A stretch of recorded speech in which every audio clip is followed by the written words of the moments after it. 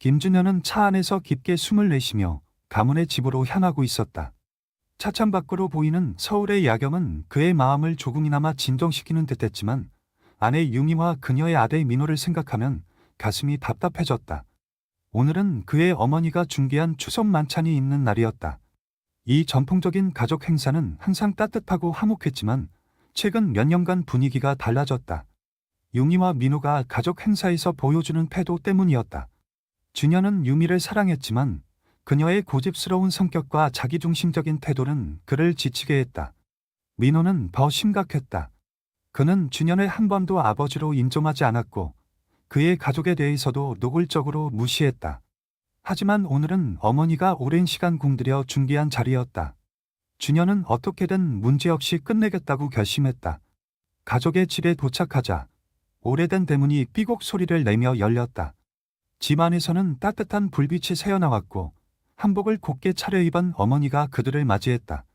어머니는 여전히 고운 얼굴에 미소를 띠며 유미와 민호를 환영했지만 두 사람의 태도는 차가웠다. 어서 오세요. 추운 날씨에 오느라 고생했죠.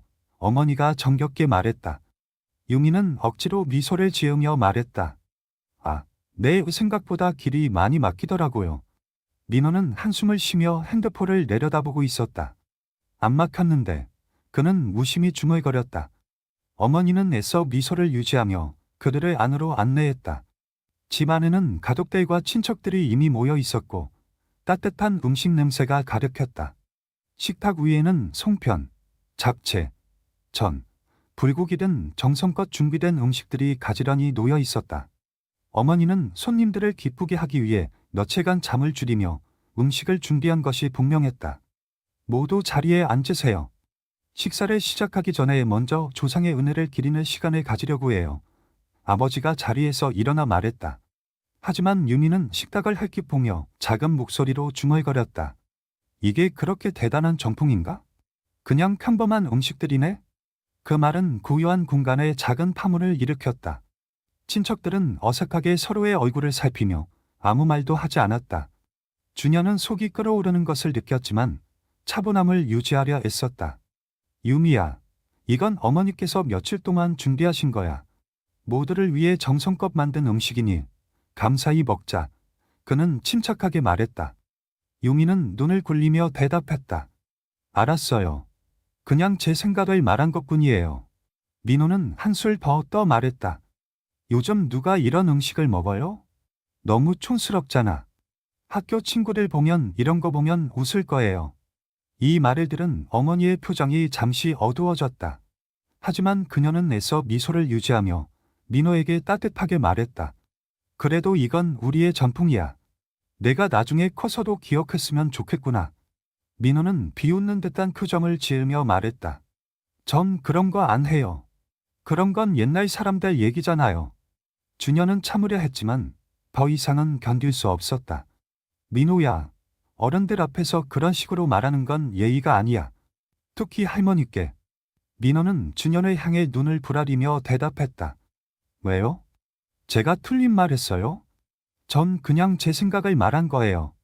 유미는 민호의 편을 들며 말했다. 민호도 자기 의견을 말할 수 있잖아요. 너무 민감하게 반응하지 말아요. 준현은 아무 말도 하지 못하고 고개를 숙였다. 그의 어머니와 아버지는 침묵 속에서 서로를 바라보며 어색하게 앉아 있었다. 주변의 친척들 역시 차마 눈을 마주치지 못하고 있었다. 저녁 내내 유미와 민호의 무리한 태도는 계속됐다. 민호는 식사 중에도 핸드폰을 내려놓지 않았고 어머니가 건네준 음식을 맛없다고 내팽개쳤다. 유미는 대화 중간중간 불쾌한 표정으로 다른 사람들의 말을 끊었고 가족의 전통을 깎아내리는 말을 서슴지 않았다. 저녁이 끝날 무렵 어머니는 간신히 웃음을 유지하며 말했다. 다들 오랜만에 봐서 참 좋구나. 오늘은 특별히 우리 가족의 유사를 얘기하려고 했는데. 그 순간 민호가 비웃으며 말했다. 유산이요? 그 오래된 공장요? 그거 무슨 유산이에요? 그냥 쓸모없는 건물이잖아요. 이 말에 방 안은 얼어붙었다. 아버지는 조용히 자리에서 일어나 뒷마당으로 걸어 나갔다. 어머니는 눈에 맺힌 눈물을 닦으며 억지로 미소를 지었다. 준현은 분노와 슬픔이 섞인 감정을 억누르며 민호를 노려보았다. 민호, 이제 그만해. 용인은 한숨을 쉬며 말했다. 왜 또 그러세요? 그냥 애가 솔직히 말한 것뿐이에요. 준현은 더 이상 말을 하지 않았다. 그는 유미와 민호를 바라보며 마음속으로 결심했다. 오늘 이 자리가 그의 가족의 존엄성이 짓밟힌 마지막 날이 될 거라고. 밖에서 어둠이 내리기 시작했고 집안은 무거운 침묵에 잠겼다. 준현은 안방에서 부모님과 대화를 나누며 사과했고 부모님은 그저 괜찮다고 말했지만 그들의 눈에는 고통이 서려 있었다. 준현은 부모님을 떠나지 않고 지켜주겠다는 다짐을 하며 그날 밤을 마무리했다. 다음 파트에서 준현은 복수를 계획하며 가족의 유산과 자존심을 지키기 위해 움직이기 시작한다. 그날 밤, 김준현은 깊은 잠에 들지 못했다. 머릿속에서는 어머니의 상처받은 표정과 아버지가 아무 말 없이 뒷마당으로 나가던 모습이 떠오르며 끊임없이 괴롭혔다. 그는 침대에 누워 천담을 바라보다가 조용히 몸을 일으켰다. 유미는 이미 잠들어 있었고 민호의 방에서는 희미하게 게임 소리가 새어나오고 있었다. 거실로 나와 앉은 준하는 긴 한숨을 내쉬며 머리를 감싸쥐었다. 그동안 그는 자신의 가족과 유미, 민호 사이에서 균형을 맞추기 위해 노력했지만 이제 그 균형이 완전히 무너진 것을 깨달았다. 민호의 무례함과 유미의 무관심은 단순한 문제를 넘어섰다. 이것은 가족의 존엄성과 그의 정체성에 대한 도전이었다. 그는 어떻게든 이 상황을 바로잡아야겠다고 다짐했다. 다음 날 아침, 집안 분위기는 여전히 무거웠다. 가족들이 아침 식탁에 모였지만 어머니와 아버지는 말이 없었고 친척들도 어제의 일을 떠올리며 불편한 표정을 감추지 못했다. 민호는 여전히 핸드폰에 고개를 묻고 있었고 유미는 커피를 마시며 아무렇지 않은 듯 행동했다. 아버지가 입을 열었다. 준현아, 오늘 부모님 산소에 다녀오려고 한다. 같이 갈래? 준현은 잠시 고민하다가 고개를 끄덕였다. 네. 아버지. 함께 가겠습니다. 저는 안 가도 되죠. 민호가 갑자기 끼어들었다. 할아버지 할머니 무덤에 가는 건 별로 제 스타일이 아니라서요. 아버지의 얼굴이 굳어졌지만 그는 아무 말도 하지 않았다. 준현은 참으려 했지만 결국 입을 열었다. 민호야, 조상을 기리는 건 우리가 해야 할 최소한의 예의야. 그건 너만의 스타일 문제가 아니야. 유미가 나섰다. 왜 또 민호한테 강요해요? 얘가 싫다는데 억지로 끌고 갈 필요 없잖아요. 준현은 유미를 바라보며 조용히 말했다. 그게 예의야. 그리고 이건 단순히 우리가 해야 할 일이 아니야. 우리 가족의 전통이고 가치를 지키는 일이야. 그러나 유미는 그의 말을 흘려들으며 민호에게 말했다. 괜찮아. 민호야. 엄마랑 집에 있자. 준현은 더 이상 말을 하지 않았다. 그는 아버지와 함께 집을 나섰고 어머니는 그들을 배웅하며 작게 한숨을 내쉬었다. 산소로 가는 길, 아버지는 조용히 차를 몰았다. 차 안에는 무거운 침묵이 흘렀고 준현은 아버지가 무슨 생각을 하고 있을지 궁금했다. 도착 후 두 사람은 묵묵히 산소를 정리하고 절을 올렸다. 도상들의 묘 앞에서 준현은 가슴이 먹먹해졌다. 아버지, 준현이 조용히 입을 열었다. 죄송합니다. 어제 일이 너무 부끄럽습니다. 아버지는 천천히 고개를 저으며 말했다. 내 잘못이 아니다. 하지만 그는 잠시 말에 멈추더니 준현을 바라보았다. 가족의 전통과 유산을 지키는 건 중요하다. 그것이 우리의 뿌리이기 때문이다. 그것을 지키는 건 내 몫이다. 그 말은 준현의 가슴 깊이 와 닿았다. 그는 아버지의 말에서 자신에게 주어진 책임을 다시금 깨달았다. 어릴 적부터 가족의 전통을 존중하며 자란 그는 그것이 자신의 정체성의 중요한 부분임을 알고 있었다. 집으로 돌아오는 길, 준현은 마음속으로 결심을 다졌다. 유미와 민호가 더 이상 그의 가족을 무시하지 못하게 하겠다고. 단순히 그들에게 화를 내거나 대립하는 것으로 끝날 일이 아니었다. 그는 그들에게 그들만의 방식으로 책임을 지게 만들고 싶었다. 그날 밤, 준현은 자신의 사무실에 앉아 생각에 잠겼다. 그는 몇 가지 계획을 떠올리며 차분히 노트를 펼쳐 구체적인 방법들을 정리하기 시작했다. 먼저, 유미와 민호의 약점과 행동 패턴을 분석해야 했다. 유미는 자신의 사회적 지위와 재산을 가장 중요하게 여겼고, 민호는 그저 자신의 특권을 당연히 여기는 철없는 아이였다. 준현은 오랜 시간 동안 쌓아온 자신의 인맥과 자원을 활용하기로 마음먹었다.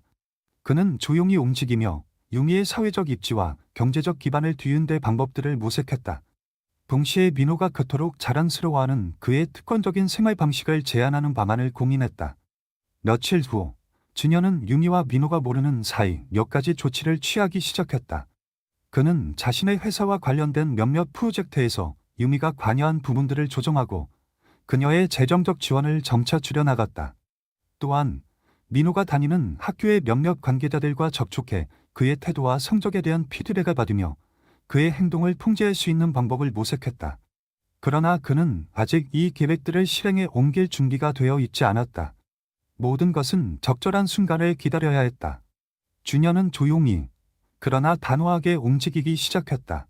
그의 목표는 단순히 복수하는 것이 아니라 가족의 존엄성과 전통을 회복하고 유미와 민호에게 그들의 행동에 대한 책임을 깨닫게 만드는 것이었다. 그날 밤 준현은 오랜만에 편안히 잠에 들었다. 그의 마음속에는 새로운 결심이 자리 잡고 있었고 그 결심은 그를 더 이상 흔들리지 않게 만들었다. 다음 파트에서 준현의 계획이 점차 실행에 옮겨지며 유미와 민호의 세계의 균열이 생기기 시작한다. 김준현의 계획은 점점 본격적으로 실행되기 시작했다. 그는 조용히 그러나 체계적으로 유미와 민호의 삶에 작은 균열을 만들어가기 시작했다. 겉으로는 여전히 평소와 같은 가장으로 보였지만 그의 내면은 이미 단단히 다져져 있었다. 그는 가족의 존엄성을 지키기 위해 모든 노력을 다하기로 결심했다.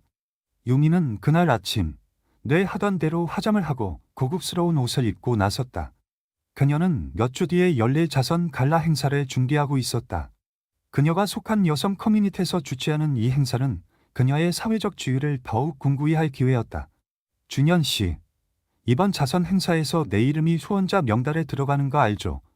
유미는 커피를 마시며 당연하다는 듯 말했다. 물론이지.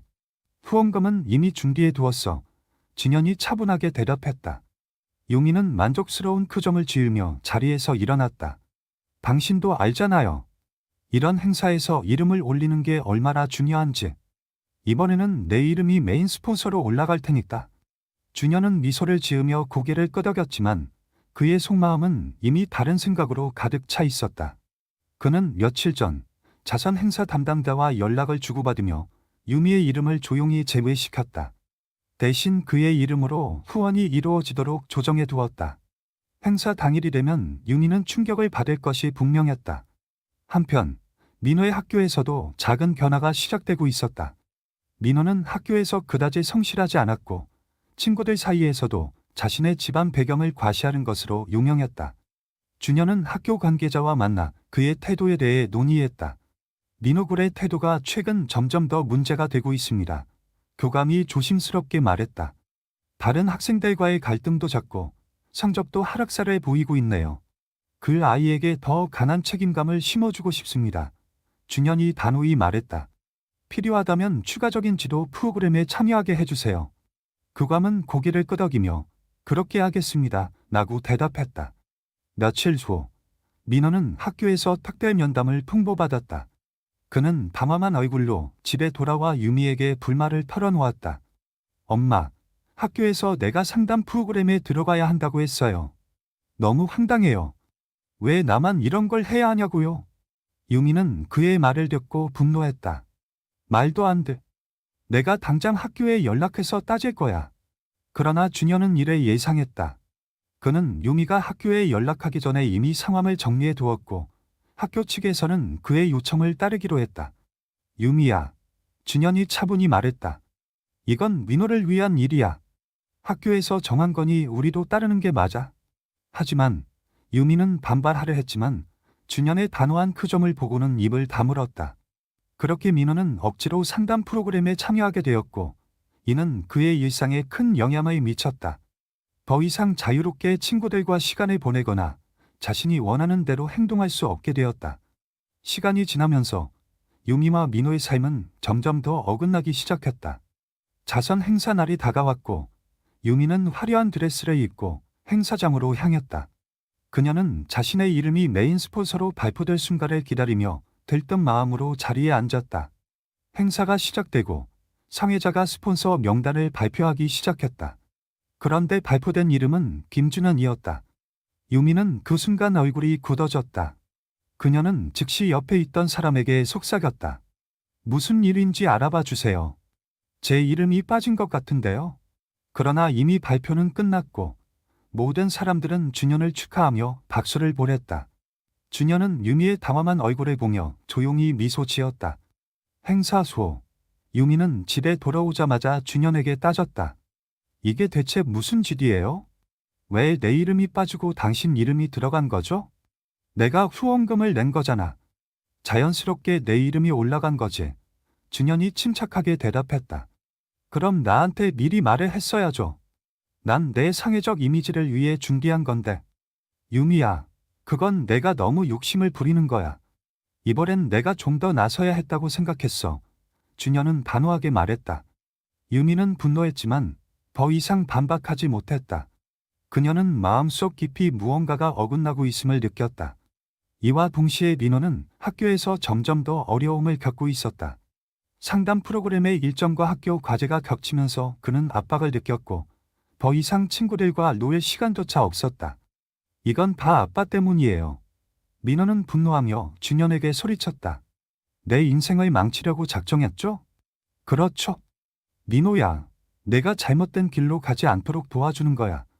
언젠간 내가 감사하게 생각할 날이 올 거다. 준현은 담담하게 말했다. 그러나 민호는 아버지의 말을 듣지 않았다. 그는 여전히 불만을 품고 자신이 불공평한 대우를 받고 있다고 느꼈다. 유미와 민호는 점차 준현에게서 멀어지는 것을 느꼈다. 하지만 동시에 그들의 행동에 대한 결과가 차츰 그들에게 다가오고 있었다. 준현의 계획은 천천히 그러나 확실히 진행되고 있었다. 다음 파트에서 유미와 민호는 자신들의 위치가 흔들리는 것을 체감하며 준현의 진짜 의도가 드러나기 시작한다. 김준현의 계획은 점차 구체적으로 드러나기 시작했고 유미와 민호는 자신들의 삶에 일어난 이상한 변화들을 느끼기 시작했다. 그러나 그들은 여전히 이 모든 일이 준현의 의도적인 행동이라는 것을 알지 못했다. 겉으로 보기엔 준현은 여전히 평소와 다름없이 차분한 가장의 모습이었기 때문이다. 유미는 자선 갈라에서의 굴욕 이후 자신의 사회적 입지를 회복하기 위해 새로운 행사를 준비하고 있었다. 그녀는 몇몇 친구들과 다시 모임을 주최하며 자신의 이미지를 관리하려 했지만 뭔가 계속 꼬여가는 듯한 기분을 지울 수 없었다. 그날 저녁, 유미는 친구들과의 모임을 중계하며 준현에게 물었다. 이번 주에 내가 주최하는 저녁 모임, 당신도 참석할 거죠? 이번엔 정말 중요한 사람들이 올 거니까요. 그럴게. 초대받은 분들이 누구신지 알려줘. 준현이 무심히 대답했다. 유미는 살짝 미소를 지으며 명단을 건넸다. 명단에는 지역 정치인, 유명 사업가, 그리고 몇몇 고위급 인사들의 이름이 포함되어 있었다. 그러나 준현은 그 명단을 보며 속으로 계산을 하고 있었다. 이 중 몇몇은 이미 그의 사업과 관련이 있거나 준현이 직접 알고 있는 사람들이었다. 며칠 후 모임 당일이 되었다. 유미는 자신의 가장 화려한 옷을 입고 손님들을 맞이했다. 그녀는 모든 것이 완벽하게 진행되기를 바랐다. 그러나 손님들이 하나둘씩 도착할 때마다 그녀의 얼굴에는 당혹감이 떠올랐다. 몇몇 손님들이 갑작스러운 일정 변경의 이유로 참석하지 못한다고 풍보해 온 것이다. 특히 그녀가 가장 중요하게 생각했던 사업가 몇 명이 불참을 알렸고 이는 그녀의 계획에 큰 차질을 빚었다. 어떻게 된 거지? 유미는 속으로 불안해하며 핸드폰을 확인했다. 그러나 준현은 그런 그녀를 조용히 지켜보고 있을 뿐이었다. 한편 민호 역시 학교에서 점점 더 고립감을 느끼고 있었다. 상담 프로그램과 추가 과제로 인해 그는 친구들과 점점 멀어졌고 성적도 기대만큼 오르지 않았다. 게다가 최근에는 몇몇 친구들이 그를 멀리하는 것 같은 느낌을 받았다. 왜 나를 피하는 거지? 민호는 혼자 중얼거렸다. 그는 자신의 행동이 원인일 거라고는 전혀 생각하지 못했다. 어느 날 민호는 학교 복도에서 가장 친했던 친구들과 마주쳤다. 그러나 그들은 민호를 보자마자 고개를 돌리며 다른 방향으로 걸어갔다. 너희 뭐 하는 거야? 민호가 소리쳤지만 그들은 대답하지 않았다. 민호는 점점 더 혼란스러워졌다. 집에 돌아온 민호는 유미에게 불만을 토로했다. 엄마, 학교에서 나를 따돌리는 것 같아요. 이게 다 아빠 때문이에요. 내가 상담 프로그램에 들어간 이후로 다 이상해졌어요. 유미는 민호의 말을 듣고 분노했다. 이게 다 준현 씨가 그렇게 하라고 해서 그런 거야. 내가 어떻게든 해결해 줄게. 그러나 유미의 노력에도 불구하고 상황은 나아지지 않았다. 민호의 불만은 점점 더 커졌고 유미는 점점 더 불안해졌다. 그녀는 자신이 모든 것을 통제할 수 없게 되었다는 것을 느꼈다. 준현은 이런 상황을 조용히 지켜보며 다음 단계로 나아갈 준비를 하고 있었다. 그는 이미 유미와 민호의 가장 큰 약점이 드러났다는 것을 깨달았다. 유미는 자신의 사회적 이미지에 집착했고 민호는 특권적인 생활에서 벗어나 본질적인 책임감을 배우지 못한 상태였다. 그러던 중 유미는 자신이 중요하게 생각했던 또 다른 프로젝트에서도 문제가 생겼다는 사실을 알게 되었다.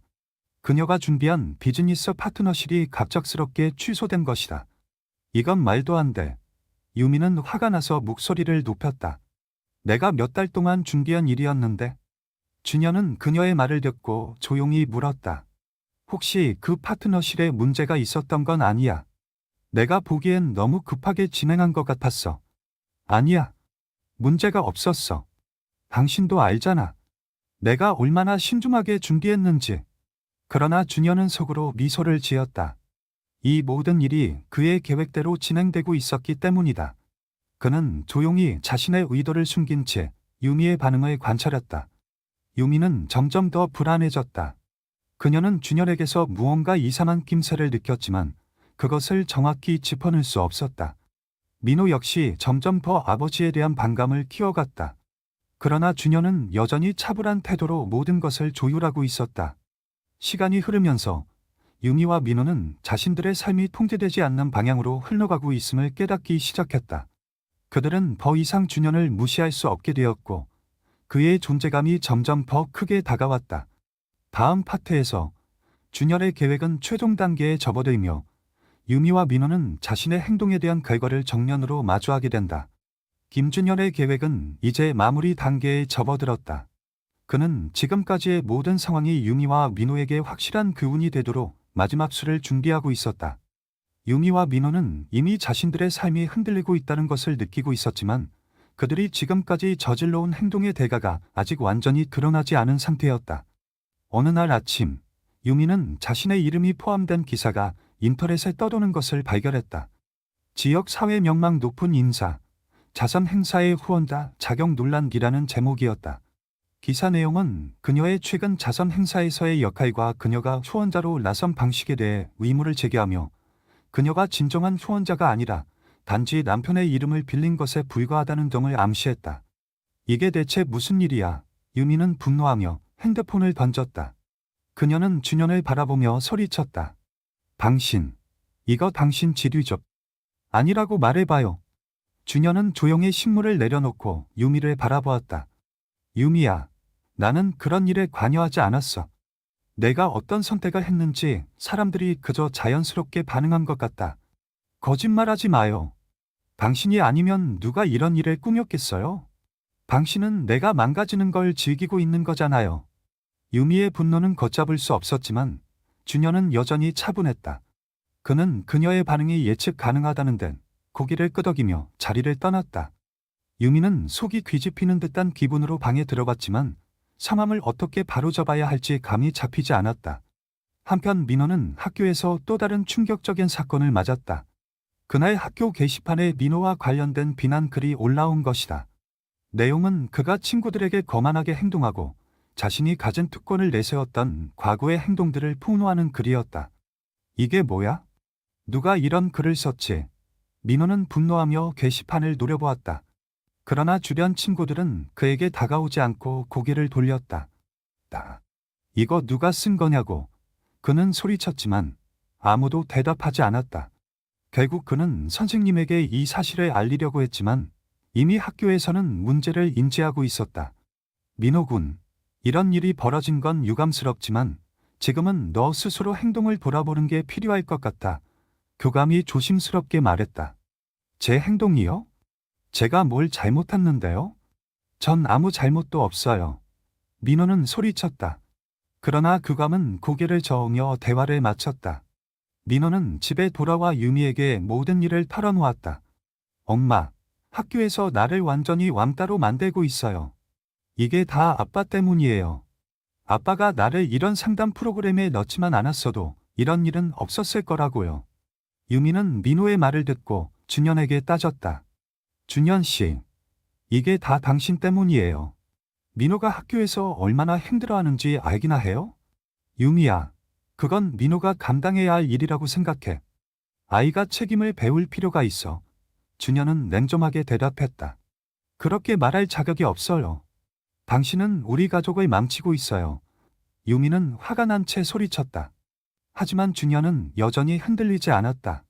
그는 지금이야말로 그들이 자신들의 행동이 얼마나 타인에게 상처를 줬는지 깨닫게 할 마지막 기회라고 생각했다. 며칠 후, 준현은 가족들에게 중요한 발표를 하겠다고 말했다. 유미와 민호는 처음에는 무슨 일인지 몰랐지만 그날 저녁 식사 자리에서 준현은 차분하게 입을 열었다. 이제는 너희와 솔직히 이야기해야 할 때가 된 것 같다. 내가 그동안 무슨 생각을 하며 이 집에 있었는지, 그리고 왜 이런 선택을 했는지. 유미와 민호는 담담한 표정으로 준현을 바라보았다. 준현은 조용히 그동안 자신이 느껴왔던 감정과 그들이 저지른 행동에 대해 이야기를 시작했다. 내가 자선 행사에서 내 부모님을 무시했을 때, 민호야 내가 친구들 앞에서 할아버지를 비하했을 때, 나는 너무나도 실망했다. 너희가 그저 나와 다른 의견을 가졌기 때문이 아니라 너희가 타인의 감정을 전혀 고려하지 않았기 때문이다. 유미는 무언가 말하려 했지만 준현의 단호한 목소리에 멈춰 섰다. 그래서 나는 너희가 조금이라도 너희 행동의 결과를 직접 느껴보길 바랐다.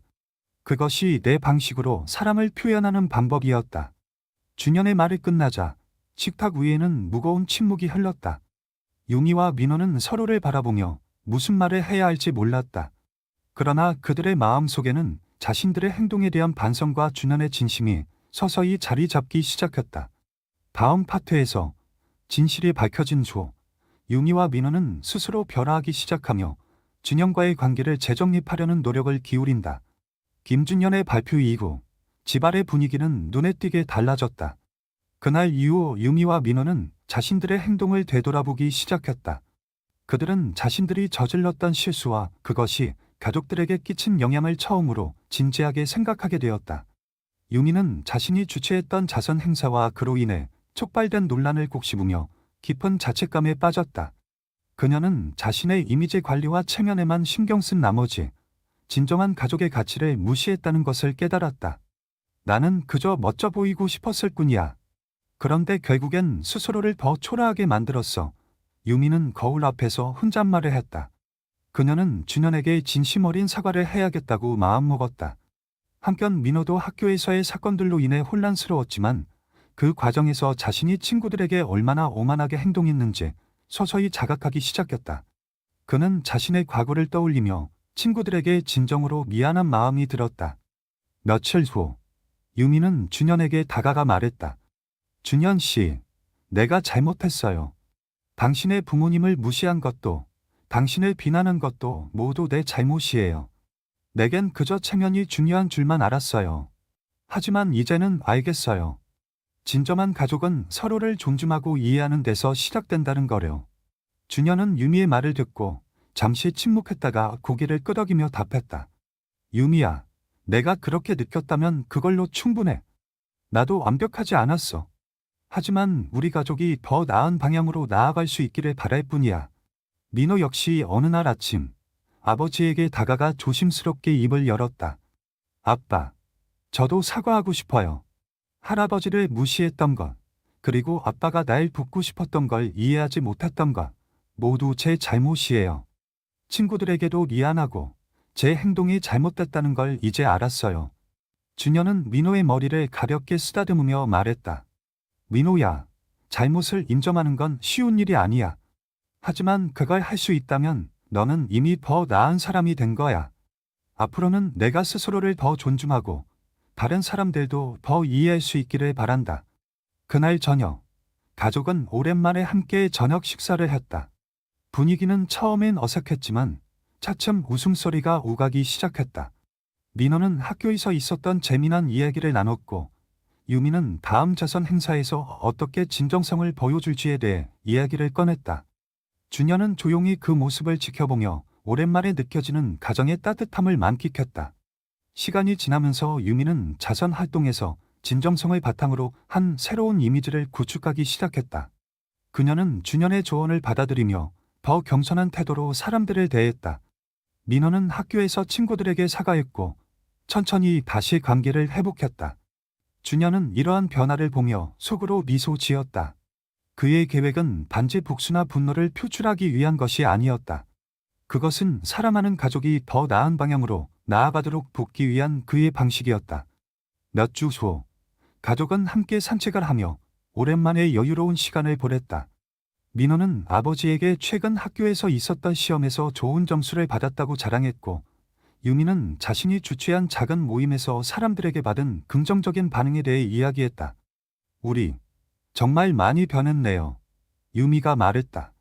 이제야 진짜 가족 같아요. 준현은 고개를 끄덕이며 하늘을 바라보았다. 가족은 완벽하지 않아도 괜찮아. 중요한 건 서로를 이해하려고 노력하는 거니까. 그날 저녁, 가족은 따뜻한 저녁 식사를 마치고 함께 영화를 보며 하루를 마무리했다. 집 안에는 웃음과 대화가 넘쳤고 그들의 관계는 이전보다 훨씬 깊어져 있었다. 김준현은 속으로 생각했다. 이제야 진짜 가정을 이룬 것 같다. 그는 조용히 미소를 지으며 소파에 기대어 눈을 감았다. 그의 가슴에는 오래전 잃어버렸던 평온함이 다시 찾아왔다.